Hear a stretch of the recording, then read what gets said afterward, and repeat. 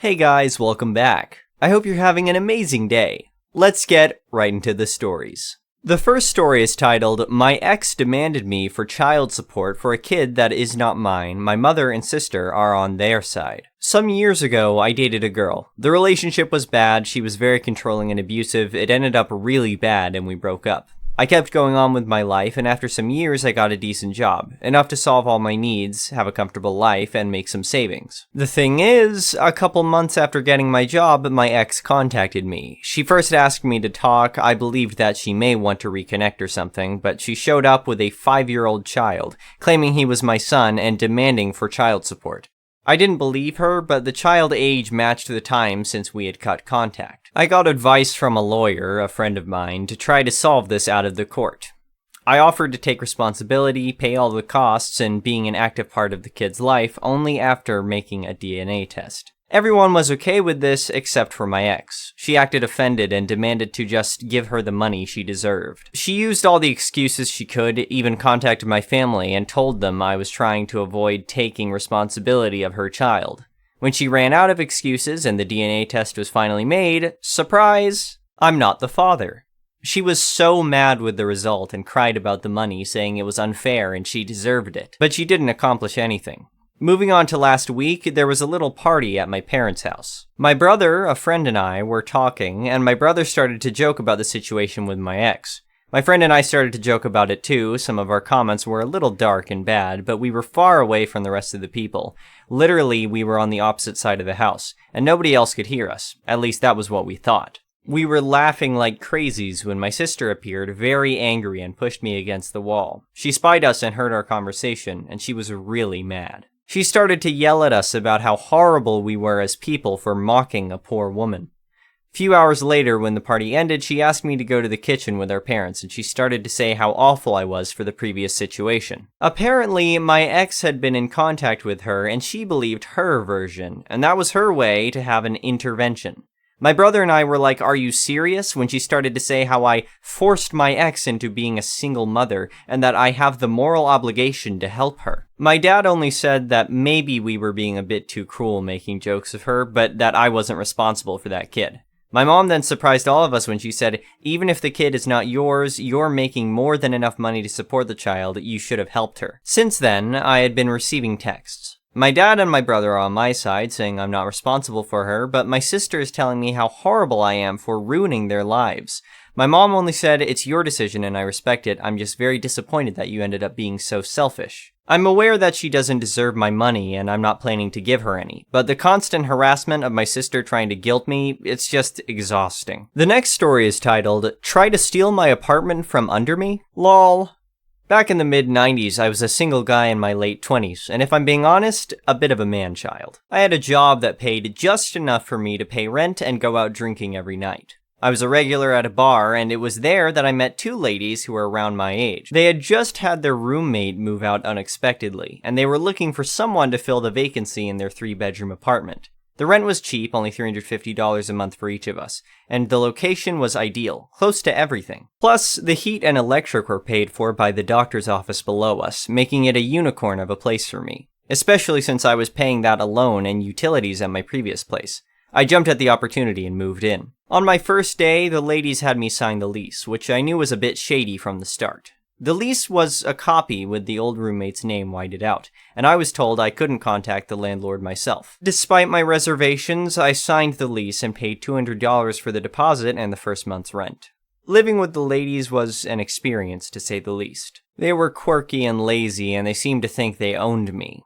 They would constantly ask me where I had been, who I was dating, and why I was coming home at 6 a.m. even though I worked swing shift. They would spend all day and night on AOL Instant Messenger, tying up the phone lines, leaving garbage and clutter in the common areas, and not cleaning up their dirty dishes.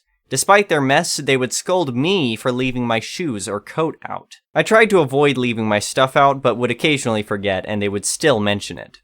To make things worse, one of their cousins would stay over 2 to 5 times a week, which was just annoying. But the rent was cheap and I barely saw them, so I didn't mind too much. The worst part was the passive-aggressive notes they would leave me, like, "Hey, please don't leave your shoes out by the couch. I almost tripped on them this morning."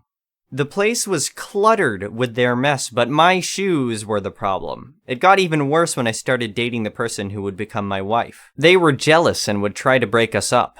For example, one morning my girlfriend called me and the ladies answered the phone saying that I never came home after meeting a girl at the bar. Of course, this was untrue and my girlfriend knew it because she had dropped me off for my night shift the night before. There were many similar instances, but I won't go into detail about all of them. The lease was up in a month and the ladies decided they were moving out, meaning I would have to move out too. When I asked if I could take over the rent, they said that the landlord had already leased the place to someone else. So I finally called the landlord myself and found out that she only knew I was living there because she received my rent check every month. I made them out to cash and the roommates were too lazy to cash them before giving them to the landlord.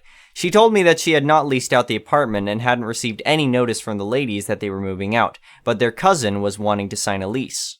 That's when I decided to get my revenge. I found out that the ladies had been scamming the landlord and their former roommate by collecting rent money and keeping it for themselves. They had been living in the apartment for free while charging others for the same living space. This was the final straw for me. I reported the situation to the landlord, who was shocked and grateful. She immediately evicted the ladies and their cousin, and she also thanked me for bringing the situation to her attention. But I wasn't satisfied with just reporting them. I wanted to make sure that they would never be able to scam anyone again. So I took to the internet and posted their names, faces, and the details of their scam on a popular pro-revenge subreddit. I made sure to include all the evidence I had collected, including copies of the lease and the notes they left me. The post quickly went viral, and I received hundreds of messages of support and thanks from people who had been scammed by these ladies in the past. A few days later, I received a call from the local news station. They had picked up my story and wanted to do a follow-up. I agreed, and the ladies were publicly exposed on the news, ruining their reputation, making it nearly impossible for them to scam anyone again. It was a small victory, but it felt good to know that I had stood up for what was right and protected others from being scammed. In the end, I moved out and found a much better place to live. I never heard from the ladies again, but I heard through the grapevine that they had moved out of town and changed their names. I felt a sense of closure and satisfaction knowing that I had gotten my revenge and prevented them from hurting anyone else. The next story is titled, Evil Mama Bear Told Me to Use My Own Money. So, I did. As many know, my sister tried to get money out of me a lot when we were kids, and she never wanted to pay back any loans, so I almost never loaned her anything. On this day, I was 14 and was essentially babysitting my sister around the mall. It was a Saturday and my dad was at work. EMB wanted to get her hair and nails done, so she told me to walk my sister around the mall. We went to a few places and my sister blew through $40 pretty much right away. Then she tried to drag me into a lingerie store. Yeah, my 11-year-old sister tried to take me to look at ladies' underwear. I refused to go in and she pouted. So we went to the food court. Sis went for her favorite food there and I got a burger, if I recall correctly. Then Sis dragged me around some more and we went to the video store. She wanted to buy a DVD of a new movie that was released at the time, but pretty quickly noticed she'd blown through half of her money in one day. So she asked me to buy the DVD. I don't remember what it was, but I do remember not wanting it. Sis tried to say that it'd be a family DVD we could watch together. I still said I wasn't buying it, so she had a tantrum, but I just ignored it. Following that, we went to the game store. And while there, Sis found a video game she really wanted, but I did not. I think it was a Grand Theft Auto game or something. But I was, and still am, bored by those. And besides, I couldn't even buy it for her even if I wanted to because it was an M-rated game. And you had to be an adult to buy it. She had another fit, and then we met back up with EMB. Sis cried to her that I didn't buy her anything and she was low on cash. I said it wasn't my job to buy her anything and she had her own money. Sis whined about how badly she wanted the DVD and how we could have watched it together. EMB tried to order me to just go buy the DVD by saying it didn't matter if I used my own money or not if it was going to be a family-used DVD. I told her I didn't care and it wasn't even a movie I wanted to see. EMB got in my face and again ordered me to go buy the DVD with my own money while pointing in the direction of the video store. So I just laughed and said that I would not. Even through all the makeup on her face, I could see how red she was turning. Then I said I would use my own money, the way I want to, and just started walking. I walked straight back to the video store, bought a much cheaper used anime DVD that I wanted instead, then went back to the game store and bought a used copy of Legend of Zelda Wind Waker. Back then a used copy still only cost $20. Well, my Legend of Karen's mother called me selfish and said I was a bad brother. I just reminded her how my money was my own. And even Dad tells her that. I won't spend it on anything I don't want.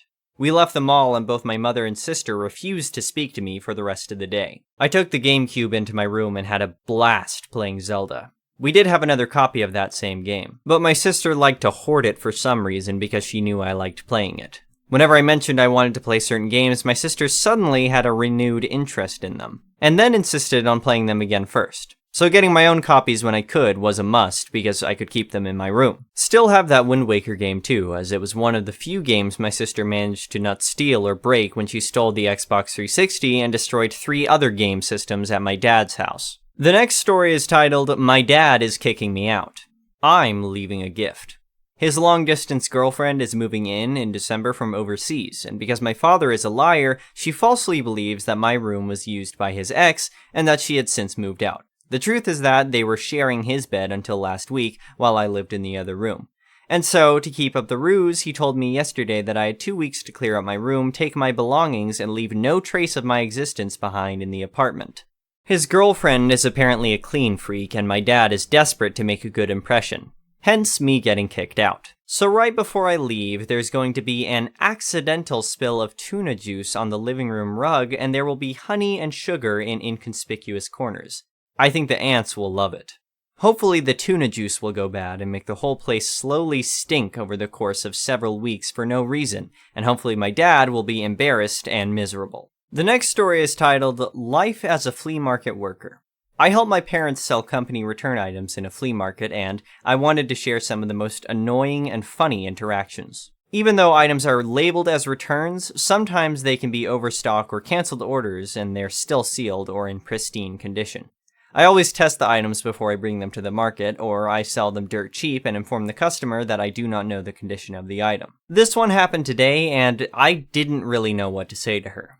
Karen was looking at the headphones I was selling and sees that I have Apple AirPods, and she asked me if they were real. And I told her the ones she was pointing at were real, and I have fake ones on the other side. Some people don't want to spend that much on a headphone, which is understandable. That's why I have the fake ones. She looked at me disgusted and said, "Ew, I don't want those fake ones. How much are the real ones?" I told her that they were $80, and she got pissed for some reason. She said, word by word, no headphone should be that expensive. $20, take it or leave it. At this point, I was kind of annoyed because I live in Texas, and it's not fun to spend 8+ hours in that heat and argue with stupid people.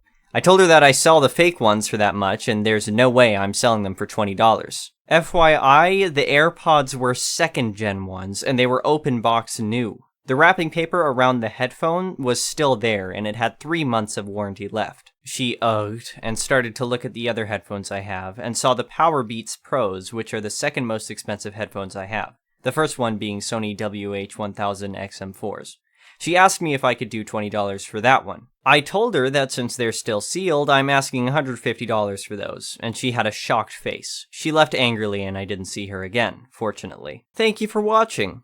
I would really appreciate it if you could like the video and subscribe to our channel if you haven't already. We'll see you again tomorrow.